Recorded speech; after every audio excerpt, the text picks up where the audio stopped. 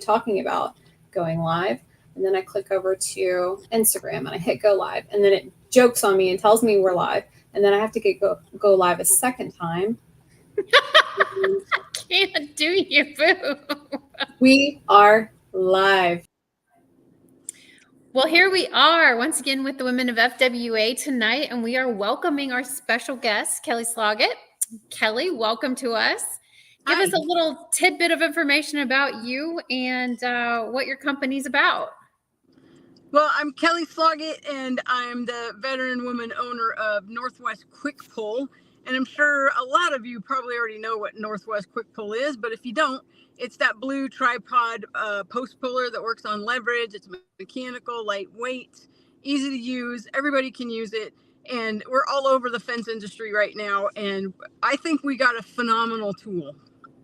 You do. I know that we use them across the country. I've seen them everywhere. So Congratulations on that, Kelly. Are you guys going to be at the Fence and Security Expo, the Fence Show? Yes, definitely. In Las Vegas. And you know what? We're going to do that smaller show, the West Coast Fence Show, before that in Reno. So we're going to go back-to-back shows. But the Vegas show, the Fence Workers Association show, we're really excited about that and all the new stuff that's going to be happening in the second year of this show. We're really excited. We are really excited too. We cannot wait. I mean, last year was big. This year's going to be huge. Yes. So with that said, are you going to be offering any education while you're out at the Las Vegas show? I was emailing with Susan earlier today, and yes, we're locked in for education. And then we're also going to be involved in the demonstration day, and I'm really looking forward to that because you know what? There's lots of post drivers. There's many different companies of post drivers, but there's not too many post pullers. And no, there's not. I saw on the exhibitor list that Big Red Post Puller is going to be there, and I hope to get some friendly competition out there pulling out some posts. So I will say competition is good, right? And I will say one thing about the Fence Show and FWA, you know, it's competitive, but in a nice, clean way. So, you know, we want everybody to come together as a team and work together. And I think that really makes that special. So, you know, one of the things about the demonstration part is that's our real selling point is when we can go onto somebody's job site and actually demonstrate. So that's what I really want to see. I want to see people lay their hands on QuikPull and see what it's made of and see what it's able to do. And now with so many companies going to the no dig, QuikPull is really an answer for those no dig posts. You know, it was invented by my husband to pull out any kind of post with the concrete plug. But now that their driven posts don't have the concrete plug, it's still important at times to be able to pull that post. And so those driven posts can be stronger in place than the concrete. So that seems to be the proof that I've seen on the YouTube channels lately. Yep. So your education series that you're doing out at the Fence Show, is it going to be including like showing in the demo days? Is that what you're going to do? Is that your goal? I think we're going to have a classroom style, and you know what? I'm not really clear about that. The demo outside is going to be the real proving point. When we're inside in a classroom, the best we can do is show a video. So, you know, we hope to get the opportunity to do both those options. I think it's going to be a great way for you to explain your piece of equipment that you've had. I mean, I think it's a great way to grow. We've seen so many new people at the Fence Show last year. And it's only going to, like I said, get bigger this year. The demo days are new this year. So with that said, that's going to bring in even more people because that's going to be, you know, that's fun. People like to play, you know? Exactly. Yep. All right. I don't know. I think they're supposed to be coming back on. But are you going to be there the entire week? Yep, the entire week. We're going to go straight from Reno right down to Vegas and just be fencing for showing the tool for 2 weeks, you know? So will you have tools to buy? We probably won't have our inventory with us. No, but we will have multiple tools in the demonstration area because I think that'll be needed. So definitely. I just didn't know if you were going to have any tools. I mean, I know that's a big tool, so it might be hard to get on a plane, but I wasn't sure. Some people do drive. We drive. So we drive too, but we're not going to bring the inventory with us because You're not like, many "No, I'm people good." not many people are going to take it on the plane with them to get home. So we'll ship Okay. it. We'll definitely ship. All right. Well, we should be starting our evening forum here. I thought my time limit was 5 minutes. I think I Well, might be wrong. thank you so much, Heather, for the interview. I really appreciate it. Kelly, we are so excited to have you, and I'm so glad you're here. And I hope you stay a part of the Women of FWA. And we are happy to sponsor your product. Thanks so much. Absolutely. You have a great evening. You too. All right. Bye-bye. Bye. Sorry, I was supposed to tell you to like close it out, like have a nice little thanks for having me, girl. I thought you were gonna just show up. I thought you were gonna pop back up, and I was gonna see everybody. I was like, I think it's supposed to end in 5 minutes. I was like, you did great. You did great, Heather. You did. It's gonna slice up really nicely. I needed that. So, all right. Well, welcome everybody. We're excited to have this show tonight. This is going to be fun. We got 4 people in the house, 4 lovely, beautiful ladies. We are going to talk about trucks and how important it is to have trucks. So I'm going to ask the questions and I'd love you guys to just respond, and I'll filter in my thoughts as well. Opinions, Perfect. Right? Okay. All right. So the first question on the board tonight is, do we buy or do we lease? I don't know. I thought leasing was a scam. Oh, yeah, but you're going to be paying taxes on that stuff. But what do you think? You got thoughts? So we have always opted for buying, sometimes not new because of budget constraints, but we have actually bought new and pre-owned vehicles. And if anybody knows, trucks are not cheap. Trucks are expensive. And I don't know exactly 100% what trucks you guys work out of, but what we do here is we work out of those flatbed F-250s, F-350s, F-150s. So it's just, with the flatbed, they become very expensive trucks. So a few years ago, we started buying like some of the pre-owned ones, and even with 100,000 miles, like those diesels cost a ton of money. You're looking at 20, 30,000 for a truck that has a few miles on it versus a truck that's brand new. You're looking at like 80, 100,000 for a truck that's brand new. Yes. So we've kind of done a little bit of both. Yes, Yudir, can you ask Eglis if they buy or they lease their trucks? Iglis, ¿ustedes compran o hacen lease en sus trocas? Nosotros hacemos el mismo transporte con nuestro transporte. ¿Cuántas trocas tienen? Tenemos las dos pick-up y los trailers. Con trailer todavía estamos con eso. Okay, that's really smart. So she says they actually work from 2 pickups, and they use trailers to transport their material. So which is actually very smart too. We also do the same thing. We have a couple of F-150s that we use trailers to transport our material as well.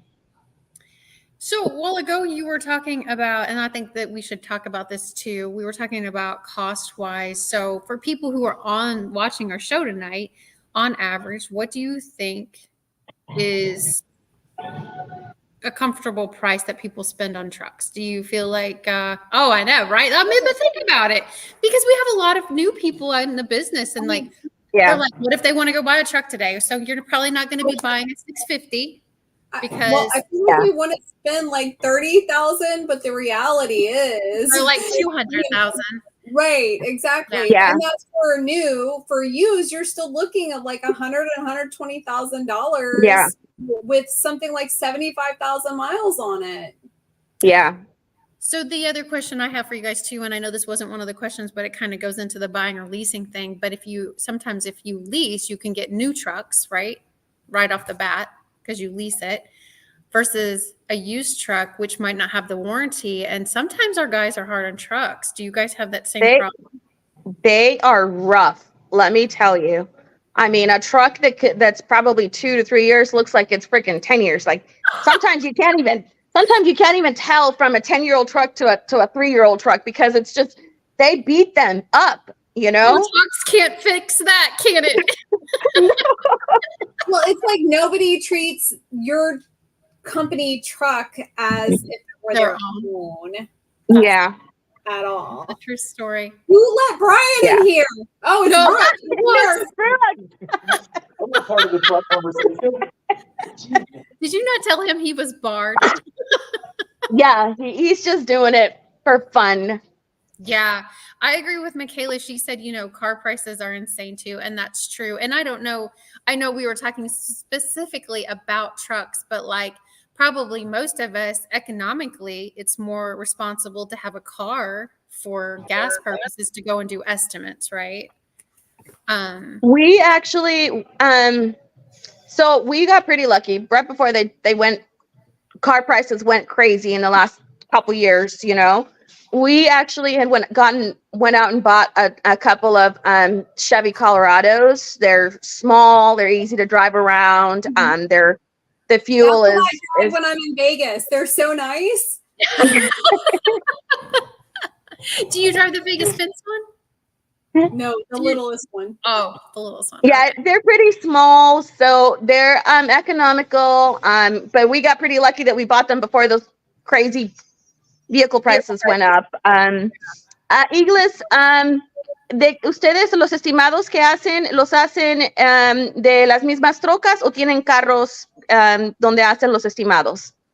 Nosotros tenemos carros como ahorita que ando en uno, en carros pequeños. En carros pequeños como el Corolla y eso, sí, tenemos carros pequeños, solo los estimamos. So she says that they do their estimates out of small cars, like a Corolla and stuff. Oh, yeah, that's what we have. We have a Fiesta. We have a Fiesta. Yeah. We actually, a few years back, we had bought the tiniest little car, and nobody wanted to drive it, but it was a brand new. It was like a Mitsubishi Mirage hatchback, and it was like a 4-cylinder. Nobody wanted it, so we ended up trading it in and getting something else because nobody wanted to drive it. That's funny.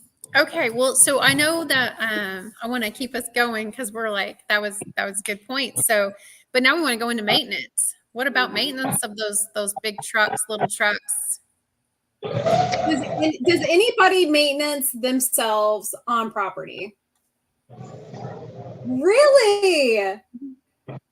All of your vehicles, somebody in your office or on your team changes the oil, disposes of it, rotates tires. Wow, that's impressive. Installs. So do you have full on just mechanics that work on your full time? Yes. John, he does like if we have problems, this is a sidebar conversation, but like if we have problems with our tools, like our augers, our drivers, he fixes those. If we have problems with our trucks, he fixes those. Man, that would be so nice to have somebody in-house to do it. My husband didn't want me to put DEF when I got my new truck in my truck, so he had John do it. I mean, that's so, but no, it's good to have. I personally, from a perspective of the outside looking in, it is cheaper to have somebody in-house who can maintenance your truck. They know what they're doing, right? Yeah. And he's busy. Trust me, he stays busy nonstop. That's what I was going to ask too. Like, is it enough so that he stays busy and full time? Oh, 100%. Because like I said, so we have multiple crews. So he helps with tools if they break down, and then he also helps with the building of our trucks too. So I don't know if you all knew this, but we build the super fencers in-house for people. And they're currently doing a build now. So he helps with that too, right? Okay. Yeah. So, I mean, it's good. Cool. It's really nice because, if you have a problem, you can just be like, hey, John, because we'll say, we have an actual connect teams. We have a maintenance chat group where people will say, I have this problem. And you can just go on there and say, I got this and I need help with this. And he's on it. Yeah, that's cool. Igles, ¿ustedes hacen mantenimiento ustedes mismos o llevan sus sus carros o sus trocas a un lugar donde les hacen mantenimiento? Lo llevamos a la misma agencia, porque todavía los carros están nuevos, entonces todavía tienen garantía y lo llevamos a la misma agencia. Okay, qué bueno. So she says that all of their vehicles are currently like pretty new, so they're all under warranty. So they take them back to the dealership where they purchase them to service them and maintain them, which is actually really nice because we have a combination of new trucks. We have a couple of new trucks, 2, 3 new trucks, 4 actually counting the sales trucks and stuff. And then we have some older ones that are fallen out of warranty. And let me tell you, it sucks when they're out of warranty because every little thing is so expensive. And labor is crazy. We do have a company that we work with that comes out and like does the routine maintenance, like the oil changes. And shout out to American Mobile Loop, who comes like on a Saturday when, you know, all our trucks are in the yard, and they keep a log for us about, you know, when was the last time you did the oil change on each vehicle, and it's time to do it again. So it's like routine maintenance. But when an old truck is ready to go and your guys are stuck like on the side of the freeway because something happened, it's happened to us. And it's the worst feeling, you know, you have to tow it back to the yard. And I'm sure we're not the only ones who deal with it, but we've been there. Yeah. What's bad is when they're in another state, and that's just like the worst, and you have to tow it back. I've heard horror stories. That's the worst. That's the worst. Yeah. Yeah. That's another live show. Yeah. Yeah, for sure. Before we go to the next kind of topic that we're going to discuss on this, Yadira, nobody's met Eglise before. Can you kind of give her a soft introduction where she's located? Because she's a new face for all of us here. Yes, absolutely. Gracias por estar aquí con nosotros, Eglise. Muchas gracias por tener la fuerza de hacerlo, porque a veces como que nos da un poquito de temor y digo, no, ¿verdad? Pero muchas gracias. So Eglise is she commented, I put out like over the weekend, hey, does somebody want to come on the live? And she commented, and then she kind of tried like say, I don't know much English. And I said, it's okay, I can translate for you. Thank you for being here. And out of what state are you in? ¿De qué estado, en dónde están localizados? En Orlando, Florida. Okay, so her company is EVU Fence, and they're out of Orlando, Florida. Okay, cool. ¿Cuánto tiempo tienen establecidos? 2019, ya 5 años. So they have been in business since 2019. So congratulations for that. It's a major accomplishment too. Thank you. And what does she do for her company? ¿Qué es lo que haces para tu compañía? Yo soy la dueña de la compañía. Soy la líder, y son los instaladores. Bueno, no hablo el inglés, pero sí tengo los muchachos que sí hablan inglés, el que contesta el teléfono y todo. Y claro, poco a poco voy aprendiendo. Yo hago todos los permisos, hago todo, soy todo. Okay. Pero al hablar. It sounds like she does everything. Right? I know. She does. That's what she said. You got that right. So she says she does everything. So she says she doesn't really speak a lot of English, but she actually does everything. She has salespeople who speak the English part. She does the permits. She does a little bit of everything. That's exciting. Yeah. Wonderful. Okay, what are we moving on to, Heather? Customizing your trucks. Do you wrap them? No. We don't wrap ours. So we actually don't wrap ours. All we do is just kind of we do decals on the side, and then sometimes on the back. But I've seen some really cool wraps. I've seen some really cool wraps. You wrap? Wrapping your vehicle can be a game changer, especially when you're in a larger city. It gives you really specific branding. But when you're in a small city, like how many people are you competing with? I guess I don't know. Heather, think y'all about are it. in town. Think about it when you're traveling, right? If you have, like, I don't know if any of you guys like have a take-home vehicle that you have that's branded, but if you have a vehicle that you take home that you drive everywhere, I mean, I don't know what your radius is. We have a pretty decent radius. Like we travel. You guys travel all over, right? Yeah, we travel all over, but we're like a 2-hour radius from our hometown that we'll go out. You know, I mean, but it helps tremendously, right? I mean, I get the small town too. It definitely comes with its walls. Well, isn't it like, you know, like there's very few times I go out that I don't have some kind of FWA paraphernalia on me, a bag, a hat, you know what I mean? Like that kind of visibility is priceless. It's free. It costs you nothing. Like, you know, yeah, you have that initial cost, but doesn't have a higher return on investment long term. It does. And you know, I know whenever I first started for Mr. Fence that like Sean used to use like the billboards, you know, the big signs and the digital signs that you can advertise on. It's so much cheaper to wrap your vehicle than to pay for one of those signs. Yeah. But I will say on a side note that it comes with its own problems, right? Like, you know, if you don't drive well, like me, or you being honest here. We're just being honest. Or you have road rage, me. It's not for everybody. And I will say, you know, okay, so we have two companies. We have Superior Fence and Rail and we have Mr. Fence.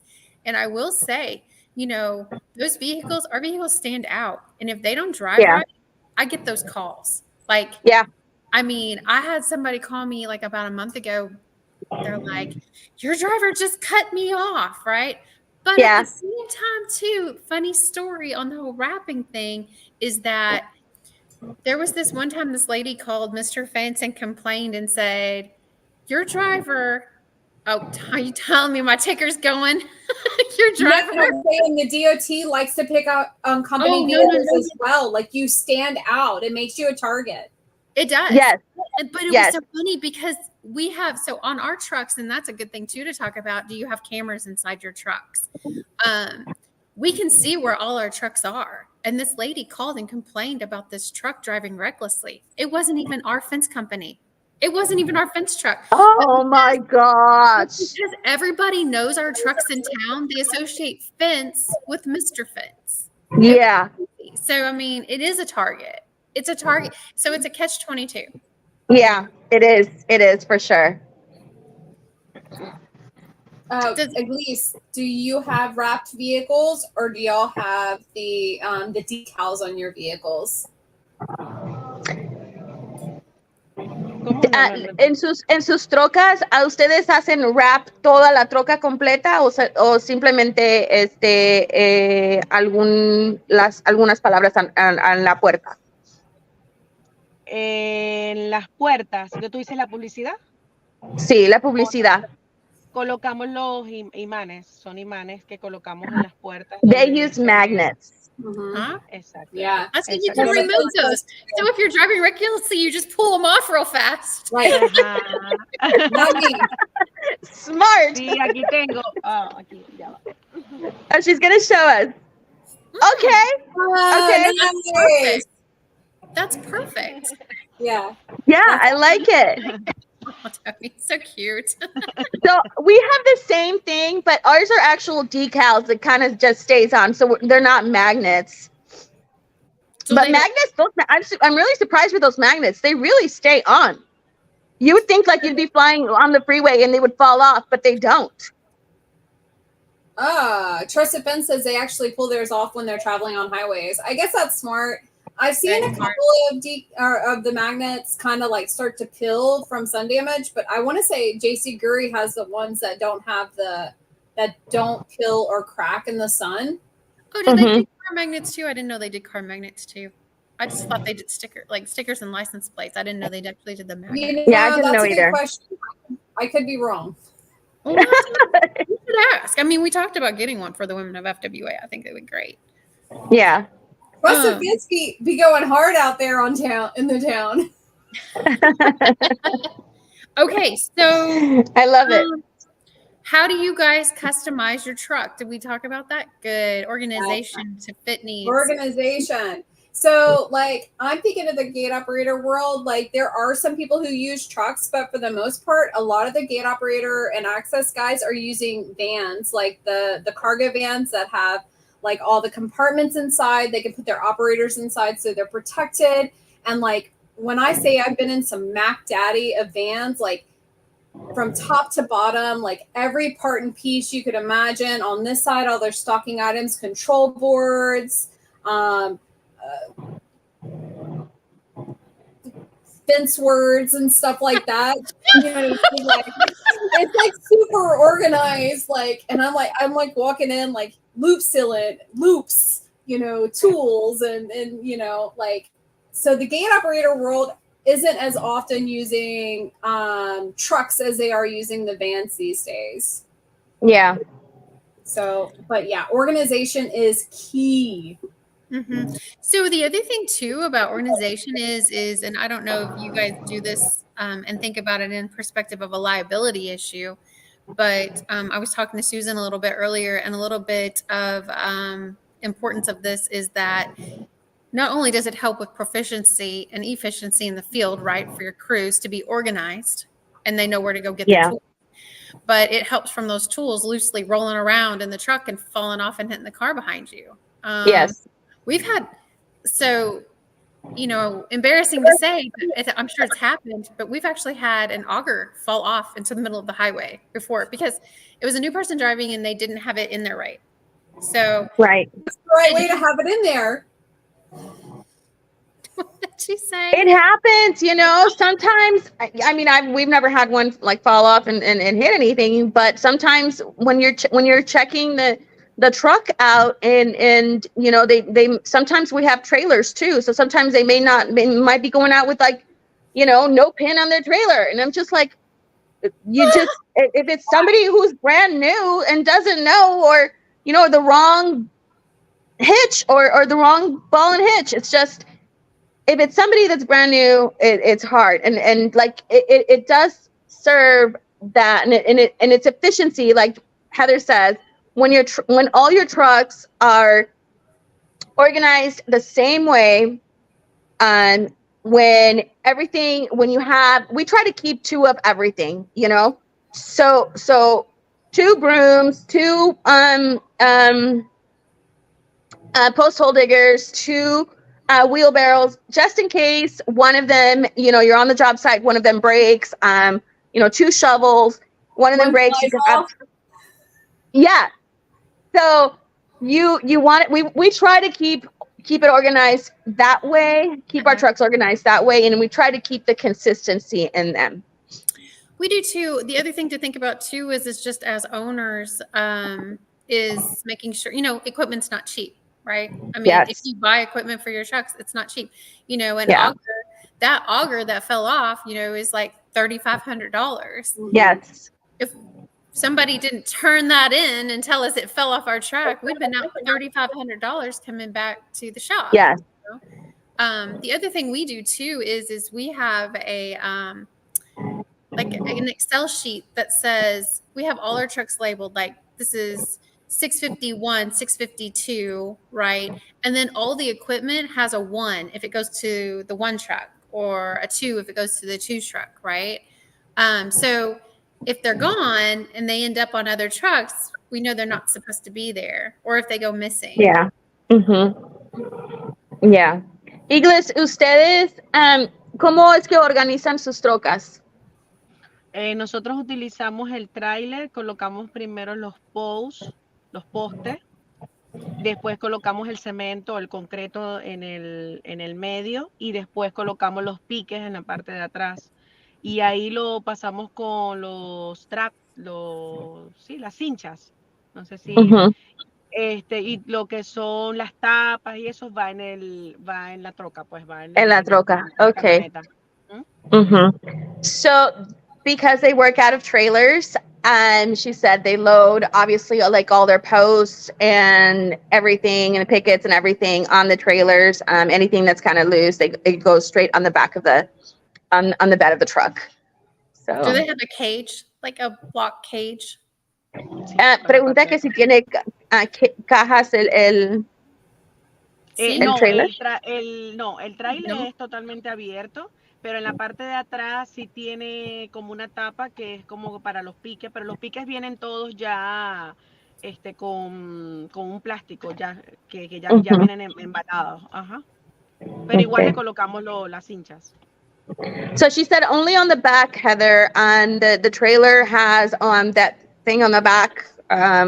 Like a lip. But she's yeah. Yeah. Wow. I was just thinking in my head, I was thinking how do the tools not slide out, right? The lip. They strap everything down, she said. So they do a really good job of strapping everything down on the trailer. Sweet. What else we got? Anything else exciting to talk about? I think that's all my We kind of do. So last week, me and Yadira spoke a little too soon about the date for the kind of, what is it called, happy hour that we're doing. Gang boxes is good. Yes. Gang boxes. Yes. So originally we were doing the Women of FWA happy hour on June 22nd. It will be on June 15th. And again, there will be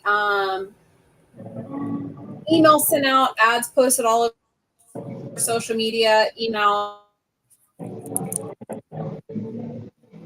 and an ad in the Fence magazine as well, so that people know.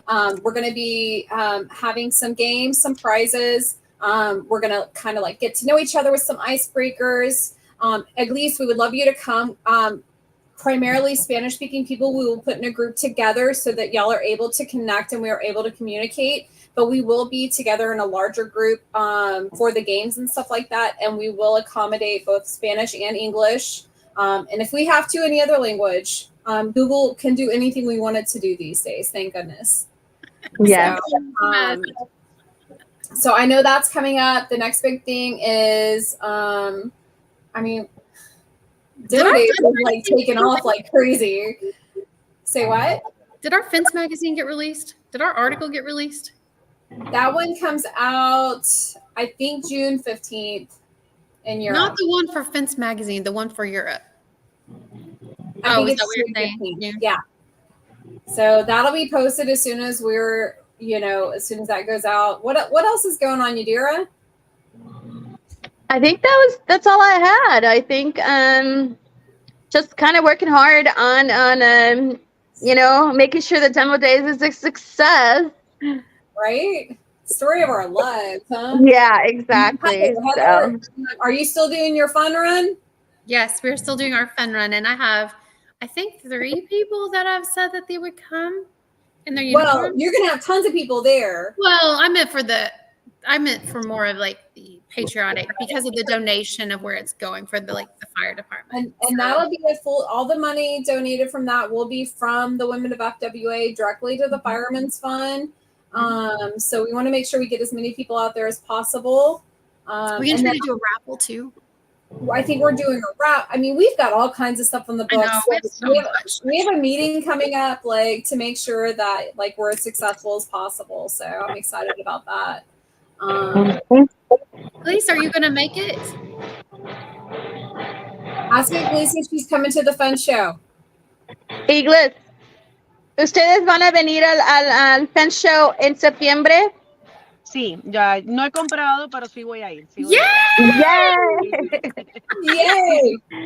And can I just say, it takes a lot of courage for Iglesias to come on here. She doesn't know us really well. She's not confident in her English side, but I want to do an entire live in Spanish here soon. And now that she understands kind of the process, I really hope you come back.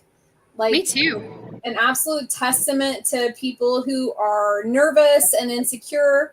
Our goal is to be inclusive and include everybody. And that includes people I don't know how to communicate with efficiently. Igles, muchas gracias por venir y acompañarnos, platicar un poquito, conocernos. A veces cuesta un poquito porque obviamente el inglés y el español, pero queremos hacerte saber que te apreciamos por estar aquí con nosotros y por por ayudarnos a crecer este grupo. Y yo sé que a veces da nervios también, porque a mí cada vez que lo hago me da nervios también, pero trato de, de que no me dé nervios. Y entre más lo haces, más fácil se hace. Pero muchas gracias, se te agradece mucho. Sí. No, gracias a ustedes por la oportunidad y lo importante es que aquí, bueno, podamos tener los dos idiomas y eso nos ayuda Sí. muchísimo. Y de parte mía, yo sé todo y lo podemos también compartir, que es lo importante de todo esto. Gracias, porque también nos ayuda mucho lo que tú haces, a atraer más personas a conocernos, a saber cómo es que hacen cosas cómo es que corren sus compañías, cómo es que y mi español tampoco no es de creer que está perfecto, porque no, mi español está más o menos, pero igual aquí estamos para lo que necesites. Si necesitas algo, avísame a mí, a Heather, a Susan, y muchas gracias por unirte a la causa. Gracias a ustedes. Gracias, de verdad. Muchísimas gracias. Thank you. So, Mrs. Spence, is there anything you want to say before you close out? No, I'm glad to be on tonight. I'm glad to see everybody on here, and I hope you all make it a great week. Yadira, what about you, sis? I'm good. Dinner's waiting for me. I think they ordered for me, but thank you guys. Elise, anything before we close out? Thank you. Awesome. Susan, Okay, you guys. you. What about me? I talk a lot, so we're good. Okay. Bye, you guys. Thank you guys. Come on. Bye-bye. Bye-bye.